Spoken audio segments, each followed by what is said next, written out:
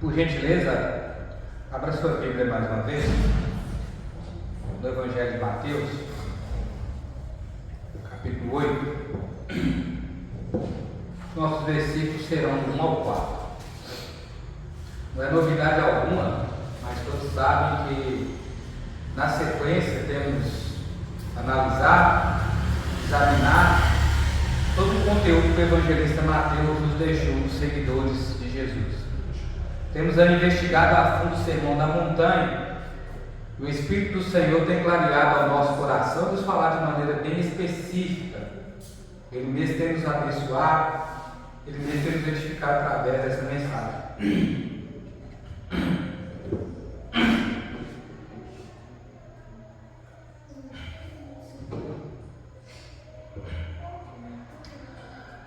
Para todos que têm investido o seu tempo, cronologicamente falando, temos ido por essa direção.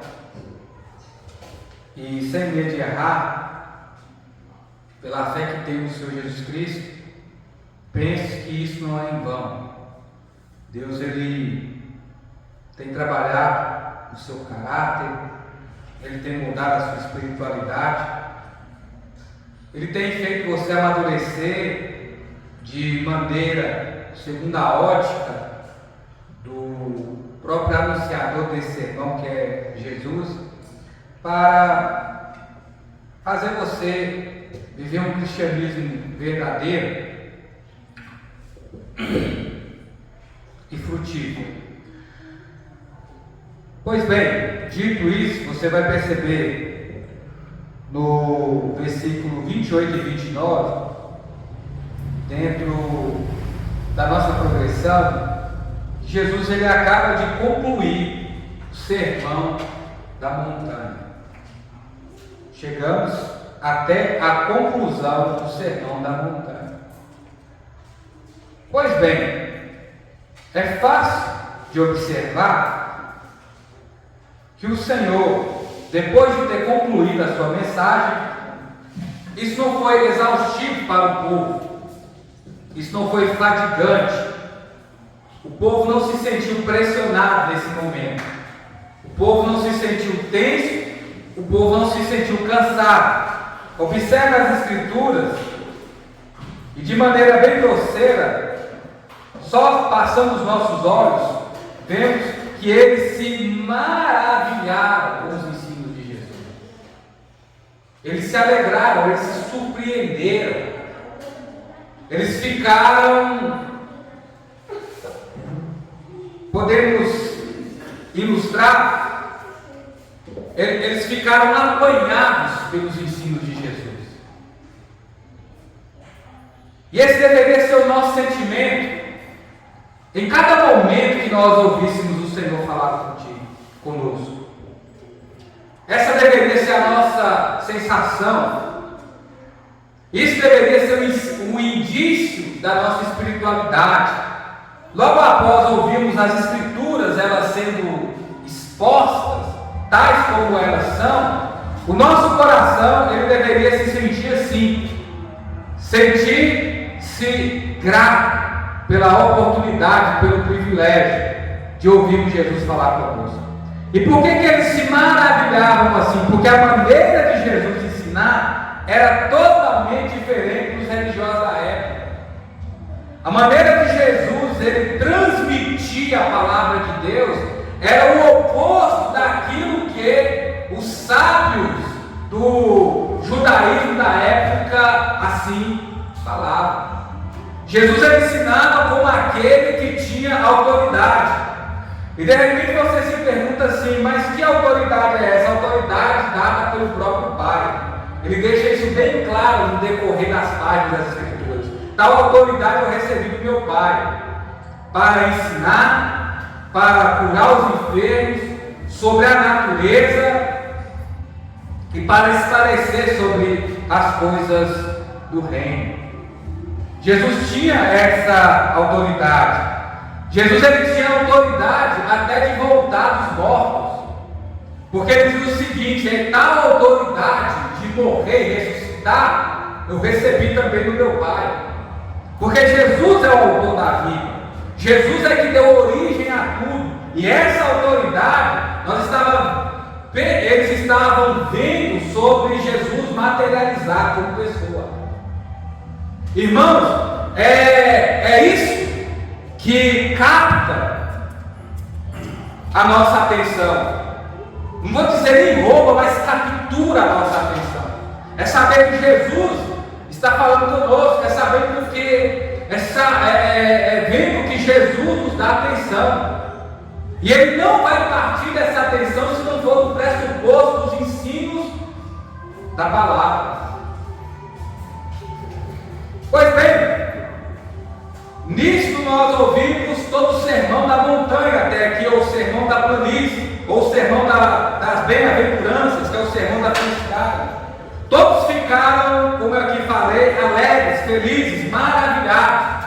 Você está maravilhado com alguma coisa, é quando você realmente sente um prazer estupendo. Nossa, eu fiquei maravilhado com o tempo daquele trabalho, com o acabamento que a pessoa deu na minha casa, com a promoção que eu recebi, com o resultado da minha prova. É um tipo de sensação que demonstra que você está feliz por causa de alguma coisa ou alguém. Eu espero no fundo do meu coração que ao concluir esse sermão da montanha, e você fazendo um rápido panorama no seu coração, diante de tudo que você teve o privilégio de absorver, que esse possa ser o seu sentimento. Não valeu a pena cada momento que eu desfrutei do sermão da montanha. Valeu a pena cada ponto que nós salientamos. Valeu cada destaque. Valeu a pena cada observação, cada ilustração, cada ensino, cada aplicação, porque fez a diferença na minha vida ao colocar em prática. Continue comigo. Talvez você já passou pela seguinte situação e no mínimo você ouviu de alguém comentar o seguinte: se você não passou por essa situação, provavelmente você viu alguém relatar isso. Quando eu mais precisei, eu procurei fulano e ele não estendeu a mão para me ajudar. A pessoa, seja ele, seja ela, seja quem for. Talvez isso trouxe um filme na sua cabeça. Sim. Não é? Pode acontecer. De repente foi por causa de má vontade. A pessoa te ignorou, a pessoa não se preocupou com o seu problema, com a sua situação. Pode acontecer. Ou quem sabe, ela não pode te ajudar. E dentro do conceito positivo dessa ilustração, você concluiu dizendo isso: quando eu mais precisei, fulano não estendeu a mão para me ajudar. Não me socorreu quando eu precisei, quando eu acionei essa pessoa. Mas o que eu tenho para te dizer nessa noite é que isso não vai acontecer com Jesus. Isso não vai acontecer com o Senhor. Você vai procurá-lo, você veio encontrá-lo, você veio estar com Ele. E as mãos dele não vai estar encolhidas para poder te servir. Os braços do Senhor não vão estar cruzados diante da sua situação, diante do seu problema, diante da sua adversidade, diante do grande desafio que te cercou. Você veio à procura da pessoa certa. Você veio a caminho do homem que pode te ajudar, Jesus. Talvez, não sei, o Senhor é que sabe. O sentimento do seu coração foi esse: realmente, nessa noite a flecha acertou o alvo. Estou diante de uma situação, estou diante de um problema e eu preciso de alguém que estenda a mão para me ajudar. E eu percebi que nessa noite, quem pode fazer isso por mim é o Senhor. O que Jesus ele realiza acontece imediatamente. Tudo aquilo que Jesus ele faz, a partir do momento que ele realiza, as coisas acontecem. E de repente, como eu aqui falei, pode ser agora, pode ser nesse exato momento. Versículos 1 ao 3. A cura de um leproso, é o que é o subtítulo na minha Bíblia. Ora, descendo ele do monte, grande multidão o seguia. Eis que o leproso, tendo aproximado, adorou, dizendo: Senhor, se quiser, pode purificar-me. E Jesus, estendendo a mão, tocou-lhe, dizendo: Eu quero, fique limpo. E imediatamente ele ficou limpo da sua lepra. É assim, parecido mais ou menos igual um déjà vu, um ocorrido dentro da linha cronológica da Bíblia. É que Deus não faz nada por acaso ou desconectar da sua obra. O que é que está havendo? Mais uma vez, Deus está aproximando o seu povo, e de maneira como nunca aconteceu antes. De repente, quem estava ouvindo o Senhor e conhecia as histórias que ocorreram desde quando Deus separou os israelitas para ser o seu povo, quem sabe eles imaginaram o seguinte: Moisés, ele descendo da montanha com as tábuas da lei. Naquela época, todo mundo ficou feliz, alegre. A palavra de Deus é o mesmo que a presença de Deus no seu povo. Isso é a lei, as tábuas que Moisés trouxe. E neste momento, nós vemos o próprio Senhor levando a palavra de Deus ao povo. Irmãos, como eu aqui falei para vocês, é algo fantástico, que o mesmo aconteceu com vocês. O mesmo aconteceu conosco. Nós abrimos as Escrituras, nós partilhamos desse mesmo sermão que alegrou todas essas pessoas que ouviram na íntegra.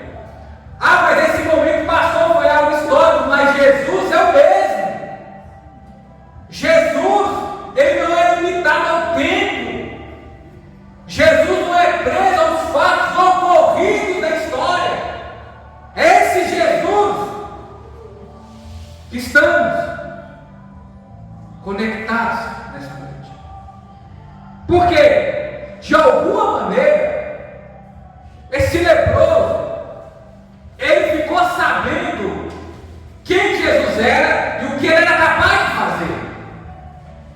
Esse é o poder do Evangelho, esse é o poder da palavra, quando ela é ministrada, quando ela é pregada, quando ela é apresentada, quando ela é exposta. Ela alcança corações, ela alcança pessoas, ela transforma vidas. E te digo mais, esse leproso, ele vai até Jesus, ele chega diante do Senhor, ele faz um pedido, ele está diante de Jesus, ele faz um pedido. Você tem a oportunidade nessa noite de se aproximar do Senhor Jesus através da sua palavra e abrir o seu coração. E o que está havendo? O que eu tenho para te dizer é que a pessoa que estava com lepra nessa época, ela estava com um atestado de óbito já carimbado, já assinado, assim como nós, os nossos pecados. É como se a nossa vida tivesse condenado dentro desse sentido. Por quê? Lepra naquela época poderia acontecer, porque ela foi transmitida. Alguém teve contato com outro leproso e essa vida foi contaminada, ou se não, poderia até ser um castigo de Deus. Mas cada um tem o seu contexto, cada um vivendo a sua situação. Miriam, lembra dela no Antigo Testamento, se rebelar contra Moisés, ela sofreu de lepra, ela foi curada. Naamã foi curado, mas Geazi, que seguia o profeta Eliseu, por desobediência, ficou com a lepra de Naamã. Mas Naamã pegou essa lepra e nada indica que foi por causa de um castigo divino, que ele nem conhecia o Senhor, ele conheceu depois. Outro exemplo é o rei Uzias, um bom rei, mas tenta fazer um ofício sacerdotal, algo que não pertencia à ação do rei na época. Ele se torna leproso por causa da sua desobediência e morre leproso. E lepra, dentro da conotação bíblica, dentro das histórias da Escritura, ela é identificada como uma ilustração para o pecado. Vai matando o indivíduo, corroendo a sua carne. A pessoa começa a putreficar viva, ela fica insensível. Logo em sequência, ela começa a apodrecer em vida. Ela tem que ser rapidamente afastada dos outros para que essa contaminação não venha tomar conta de todo o grupo ali que ela está envolvida. A lepra é terrível. Quando a Bíblia ela fala sobre panos de imundície, alguns estudiosos acreditam que são os panos que os leprosos usavam para cobrir as suas feridas. Esses panos não serviam para nada, a não ser para ser queimado.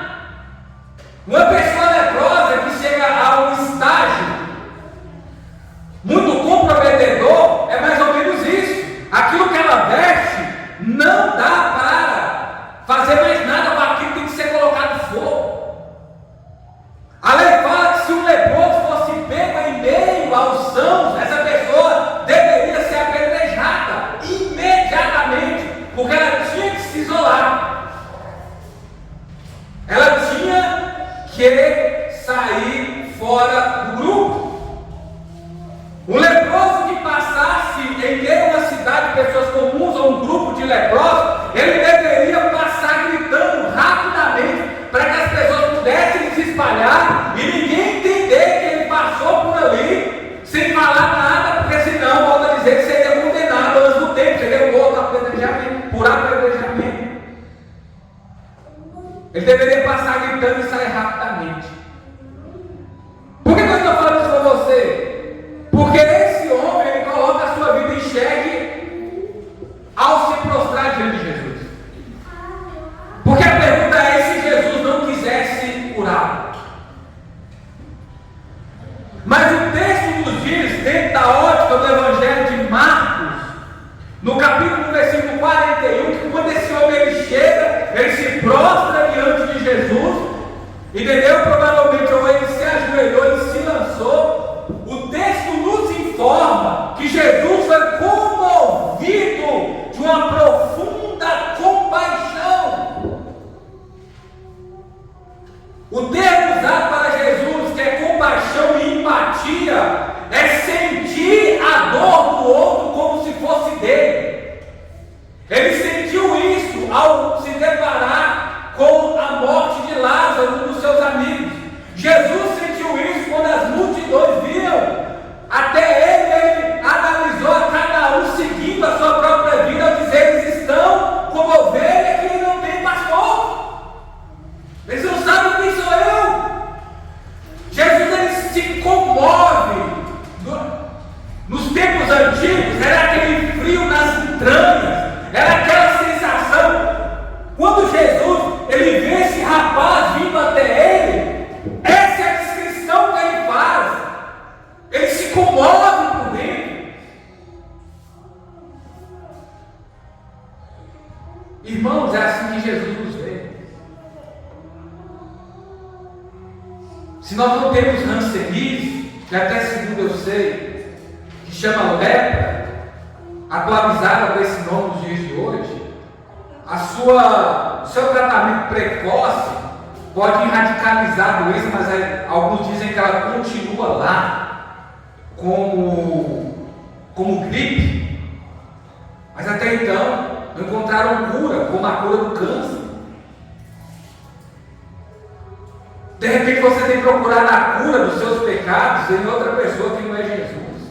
em outro lugar, onde que não é a presença de Deus, que está sendo buscada. Porque mesmo se encontrarem a cura para a Hanseníase, encontrarem a cura para o câncer, como já estão até dizendo aí na internet, que às vezes pode até ser fake news, mas é a cura para o pecado. Porque a lepra, todas as vezes que ela é curada, usa-se a descrição de purificado. Porque a condição do leproso era de impuro. E todos nós estamos impuros diante de Deus por causa dos nossos delitos e pecados. Se tem alguém aqui nessa noite que olha para dentro de si e se julga bom demais, acima do que eu acabei de esclarecer, que é a palavra de Deus, impuros por causa dos seus delitos e pecados, essa pessoa é mentirosa. Está mentindo diante das Sagradas Escrituras. Literalmente está mentindo diante de Deus. Porque a palavra nos fala, se nós dissermos que nós não temos pecado, somos mentirosos, essa palavra não está no coração dessa pessoa, não.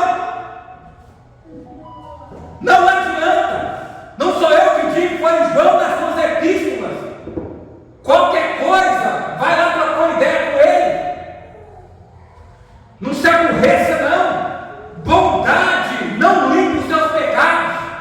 Ser uma boa pessoa não te lava do mal do pecado. Pagar suas contas, isso não faz de você agora uma pessoa não pecadora. Não falar palavrão, cuidar bem da sua família, ser uma pessoa até religiosa de bom testemunho, isso não coloca ninguém no céu. Porque assim como esse leproso que estava separado das pessoas, separado da sua família, separado da sua casa, assim somos nós por causa de nossos pecados. O pecado nos separa de Deus, o pecado nos separa das pessoas. E ele não viu nenhuma outra solução senão vir diante do Senhor e se dobrar, prostrar nele e adorar. Provavelmente ele era um judeu. E judeu jamais, judeu verdadeiro, jamais. Coloque isso na sua cabeça e nunca se esqueça. Um judeu verdadeiro jamais vai adorar um simples homem. Ele prefere morrer. Ele prefere ir para a cova dos leões. Ele prefere enfrentar a fornalha. Ele prefere perder os seus bens, a sua vida. Jamais um judeu verdadeiro, jamais, hipótese alguma, alguém que acredita em Allah vai adorar os simples homens. E essa pessoa, ele chega diante de Jesus e o adora. Você se aproxima aqui de Jesus nessa noite. Você está perto do Senhor. Ele se comove diante do seu problema, de profunda compaixão. E se você entregar totalmente o seu coração para Ele, se você colocar os seus problemas diante dos pés dele, se você colocar a sua vida, tudo aquilo que você tem enfrentado, tudo aquilo que tem sangrado o seu coração, quem sabe ferido não só o seu físico, mas o seu espírito, e se quem sabe você perguntar para Ele, você pode ter certeza, Jesus é o mesmo. Se Ele disser não, mesmo assim Ele se move de íntima compaixão por você e por mim, porque Ele sabe o que o pecado causa na nossa vida. Ele sabe o que o pecado faz em nós. Jesus nos limpa de todo o pecado, porque Ele se compadece de nós.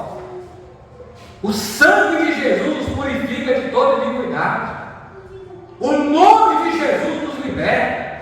O nome de Jesus nos cura. O nome de Jesus nos levanta. Aproxime-se de Jesus nessa noite. Faça como esse homem. Ele poderia terminar o seu fim ali agora. Porque quando nós estamos doentes, irmãos, quando nós precisamos de fato da ajuda do Senhor, quando nós não temos a ninguém mais que recorrer, quando nós não podemos fazer mais nada, quando nós entendemos essa nossa situação, que nós somos miseráveis pecadores, que nós somos pobres, somos nada do que parecemos ser. Nós não somos ninguém, nada diante de Jesus. Nada. Nós somos como aqueles 10 leprosos. Lá no meio dos judeus tinha um samaritano. Foi esse samaritano que voltou e adorou Jesus como esse rapaz. Por que eu estou linkando as duas histórias? Porque quando nós entendemos que estamos no mesmo bolo, não tem esse negócio, não tem rico, não tem pobre, não tem forte, não tem sadio, não tem velho, não tem louco, não tem mulher, não tem nome. Quer dizer, está todo mundo no mesmo bolo, todo mundo precisando aqui de Jesus e vivendo o mesmo problema. Agora, quando eu me identifico com alguma coisa, quando eu posso fazer algo lá, aí é diferente, mas quando eu me identifico nisso, aí eu me incluo no meio do povo, não tem diferença, porque aí foi o que Jesus escreveu lá, mas não voltou só esse que era samaritano, mas o samaritano não tem problema com o judeu, podia ter divisão de terra. Mas é quando entendemos que nós somos pecadores e que o pecado está nos comendo, nos corroendo, nos matando em vida como lepra, aí está todo mundo no mesmo bolo. Quando as pessoas olham para dentro de si e veem isso, que elas dependem unicamente daquilo que Jesus fizer, foi o que ele entendeu. Se o Senhor quiser. Irmão, se Jesus não quiser, nem salvos somos. A boa nova é que Ele quer. O que acalma o nosso coração, o que nos enche de alegria, o que leva embora a tristeza, o que nos restaura, sabe o que Ele quer, mas se Ele não quiser, nós somos. Ele não é soberano? Por isso que Ele chega, se o Senhor quiser.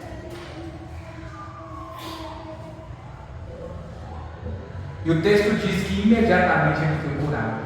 Irmãos, um sinal verdadeiro de Jesus, segundo as Escrituras, sempre tem essa identificação, imediatamente. Imediatamente a fé agradeceu. Lembra da cura da sogra de Pedro? Imediatamente o mar parou, os ventos cessaram. Lembra dos eventos do mar? Imediatamente quem era possesso ficou livre de demônios. Esse é o poder. Basta Jesus querer. Basta Jesus querer. Eu não sei se Ele quer hoje, eu não sei se Ele vai querer amanhã, eu não sei se Ele vai querer daqui a um ano. O que cabe a mim é me colocar diante de Jesus na condição desse rapaz dependente e esperar o que Jesus Ele quer fazer. O que Jesus quer acontece. E somos restaurados, regenerados. Versículo 4. Disse então Jesus: olha, não digas a ninguém, mas vai e mostra-te o sacerdote, faz a oferta que Moisés ordenou para servir de testemunho como povo. Irmãos, como eu falei para cada um aqui nessa noite, a lepra é terrível. Ela exemplifica literalmente a nossa condição diante de Deus. Por que Jesus fala para ele, vai lá, apresenta a sua oferta segundo aquilo que Moisés ordenou? Porque, como eu falei para vocês, provavelmente ele era um judeu. Ele ouviu a mensagem e entendeu que Jesus era o Messias. Que Jesus era o Salvador. Você entendeu isso? Você ouviu a mensagem e entendeu que Jesus é o Messias, que ele é o Salvador? Eu não entendi, então por que de repente sua vida não é dele? O que está acontecendo? Aí ele vai lá agora e vai ser analisado pelo sacerdote, mas não era o leproso? Então vai lá, faz tudo aquilo que era a perícia da época. Não, mas esse homem foi curado. Literalmente é um sinal de Deus, literalmente é uma maravilha do Senhor. Esse homem está totalmente limpo da lepra. Agora ele poderia ter a sua vida ortodoxa de volta. Ele poderia estar no templo, tendo as suas práticas judaicas. Isso referencia o que? Ele poderia novamente buscar a Deus. Vocês estão vendo o trâmite que Jesus faz no caminho? Quem manda o rapaz é Jesus. Quem sabe ele estava distante de Deus. Eu digo o termo do coração. Jesus vai lá, volta às suas atividades. E aí, quando Jesus fala com ele assim, mas vai e não conta para ninguém o que está acontecendo, você vai ler no Evangelho de Marcos, capítulo 1, versículo 45 na sequência, é porque ele seria perseguido por causa de Jesus. Irmãos, tem momentos que temos que testemunhar, falar sobre os feitos de Jesus, falar sobre aquilo que ele fez na nossa vida e ficamos calados. A boca não abre nem a pau. Para quantas pessoas você falou de Jesus essa semana? Quantas pessoas você mandou uma mísera mensagem? Quantas pessoas você se preocupou? Você tem consciência que essa pessoa não é salva, está distante do Senhor? Não abrimos a boca. Agora, quando Jesus manda ficar calado, aí fala, recebeu isso aqui, mas isso aqui você fica na sua, bico fechado. Aí saímos contando para todo mundo, dando um monte de super-herói. Galanteamos com a beleza. Estava assim, mas aí Deus veio, né? Daquele sentimento de vingança, me fez sair por cima, e falando ali, aí a mão pesou. É que outra coisa que você tem que ficar calado. Nós vamos falando. Aqui temos que abrir a boca, é igual minha mãe falava, abrir a boca no mundo. Aí, isentamos. Cada um na sua, Deus por nós e toca o Evangelho. Isso é serviço do pastor. Ele até paga para isso. Eu condonei. Aí ele falou, fica calado. Aí ele foi perseguido, e aí ele não pôde ficar, provavelmente, no seu local de origem. Mas os efeitos daquilo que Jesus fez foi tão grande na vida dele que ele foi para os lugares remotos, isolados. Então quer dizer, a vida dele começou a correr perigo. Mas mesmo assim as pessoas iam lá ouvir o que Jesus fez na vida dele. Esse é um cristão transformado. Apesar dos seus problemas, apesar dos meus pecados, como eu e você, independente do que enfrentamos, passamos e às vezes escolhemos até a amargura de desobedecer a palavra de Deus, mas assim, a graça de Deus é tão suficiente que as pessoas ainda vão lá e vão ouvir, elas querem saber o que Jesus fez na nossa vida. Mas quando Jesus não fez nada, ninguém vai nos procurar mais não. Ninguém quer saber de nós mais não. Aí você pode conferir isso aí. Por que isso é interessante? Porque esse homem que está isolado, agora ele poderia voltar para a família dele. A verdadeira transformação, irmãos, nos liga a Deus de volta. Representando aqui, nesse ofício do judaísmo na época, nós podemos analisar, e realmente Jesus ligou ele poderia estar lá. Não foi Jesus que te ligou a Deus? Não foi Jesus que te aproximou de Deus quando você se chegou até Jesus? E por que a dificuldade de adorar a Deus? Por que a dificuldade que temos de obedecer? Por que a dificuldade que temos de fazer o que Jesus manda? Não é? Não, ele foi diferente. Agora, ele estava ligado à sua família. Quanto tempo de repente esse homem não estava? Quem sabe tem notícia da sua família? Porque não tinha essa tecnologia que tinha hoje. Quem sabe esse homem, ele falou, agora eu posso estar de volta na minha casa. Eu posso, quem sabe, recuperar o meu emprego, voltar às atividades das terras que eu tenho. Podemos imaginar, ele poderia agora se associar. Aquilo que Jesus faz, nos liga a Deus e nos liga ao próximo. É interessante, irmãos, como que as pessoas assim, não, eu amo Jesus, eu não tenho preocupação nenhuma com ninguém. Eu fico assim, porque eu fico de queixo caído. Não incomoda nem. É como eu falo, eu não sou muito velho, não, estou com 37 anos, mas eu vi um cristianismo simples antigamente, eu vi um pessoal com muito menos do que temos hoje, era uma preocupação. Quantas e quantas vezes, eu posso dizer, eu já tentei correr no Evangelho e tinha um grupo lá, um grupo de senhoras velhas, de senhores experimentados, grupo de jovens.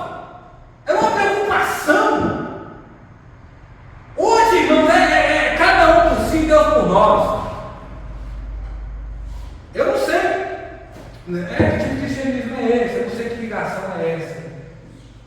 De Jesus não pode ser, não é isso, porque a restauração é isso. Porque Jesus quer que nós nos comovemos como Ele nos coloca conosco. E nisso, irmãos, o que Jesus faz acontece porque a nossa vida é mudada totalmente. Totalmente. Somos diferentes. Por que eu te digo isso? Esse homem ele foi restaurado. Esse homem ele foi purificado. Esse homem não era mais a mesma pessoa, mas Jesus carregou sobre ele as nossas dores e transgressões, sobre as suas pisaduras como sarados. Jesus carregou sobre ele as nossas dores e transgressões, sobre as suas pisaduras como sarados. O sinônimo é de salvação, nos sarou do pecado. Ele nos purificou de todo mal. Se Ele quiser, Ele pode até nos curar. Se Ele quiser, Ele abre a porta. Se Ele quiser, Ele nos abençoa. É o mesmo Jesus. Mas para que isso pudesse acontecer na sua vida, para que isso pudesse acontecer na sua vida, preste bem atenção, para que essas bênçãos de Deus repousassem sobre você, para que as promessas de Deus se tornassem uma realidade onde é que você fosse, Jesus, Ele foi escarnecido, Ele foi ferido, sobre as pisaduras dele nós somos sarados. Jesus foi ferido para que nós pudéssemos ser sarados. Ele verteu o seu sangue, Ele fez a via dolorosa da cruz, e Ele morreu 3 quilômetros longe da cidade santa, que era o ponto de referência para buscar a Deus na época. Os nossos pecados fez isso. Os nossos pecados fez Jesus caminhar, carregando a cruz e morrendo dessa maneira brutal, vergonhosa, para nos salvar. Quando esse sentimento nos move, como movia Jesus, como aqui cantamos, nunca mais somos o mesmo. Nunca mais.